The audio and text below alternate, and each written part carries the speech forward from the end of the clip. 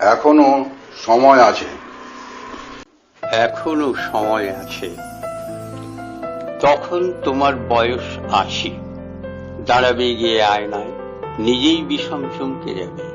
ভাববে একে, সামনে একুন ডাইনি, মাথা ভর্তি সনের নুড়ি, চামড়া যেন চতুবশেকের মাটি, চক্ষু দুটি মজা পুকুর, আঙুলগুলো পাকা সজনে ডাঁটা।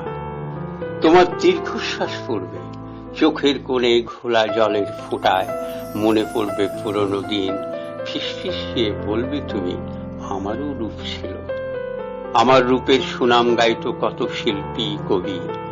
তাই না শুনে পেছন থেকে তোমার বাড়ির অতি ফচকে দাসী হেসে উঠবে ফিকফিকিয়ে, রাগে তোমার শরীর চলবে। আজকাল কি আর ঝিঝা করে নেই কোনো ভব্যতা? মুখের উপর হাসে, এত সাহস! তুমি গজগজিয়ে যাবে অন্য ঘরে, আবার ঠিক ফিরে আসবে, ডেকে বলবে, কেন কেন রে তুই হাসিস? তোর বিশ্বাস হলো না আমারও রূপ ছিল, এবং সে রূপ দেখে পাগল হয়েছিল অনেক লোকই, এবং কবি সুনীল গঙ্গোপাধ্যায়। দাসীটি তার চোখ তুলবে কপাল জুড়ে, প্রকাশ্যেই বলবে, এবার বুঝি মাথা খারাপ হলো তোমার বুড়িমা। আবল তাবল বকছো তুমি। সুনীল গঙ্গোপাধ্যায়, সবাই যাকে শ্রদ্ধা করে, যার কবিতা সবার ঠোঁটে ঠোঁটে, প্রতি বছর জন্মদিনে যার নামে হয় কয়েক ঘন্টা বেতারে গান বাজনা, সেই তিনি, সেই কবি এমন বুড়ির জন্য পাগল হয়েছিলেন। রাগে তোমার মুখের চামড়া হয়ে উঠবে চিংড়ি মাছের খোসা। তুমি ভাববে এক্ষুনি সুনীলকে ডেকে যদি সবার সামনে এনে প্রমাণ করা যেত। কিন্তু হায়, কি করে তা হবে? সেই সুনীল তো মরেই ভূত ২৫ বছর আগে।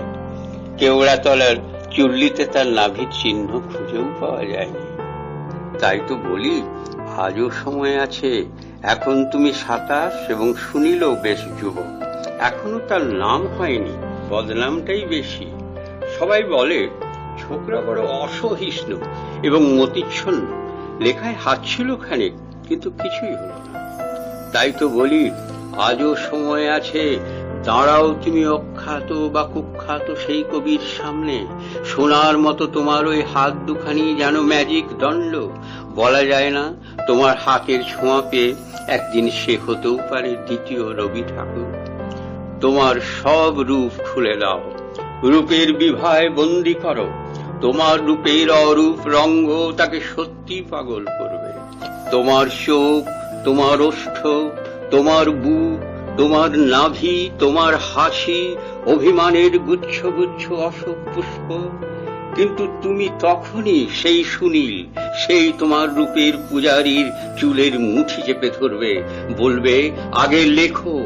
শুধু মুখের কথায় নয়, রক্ত লেখা ভাষায়। কাব্য হোক রূপের, শ্লোক অমর ভালোবাসার।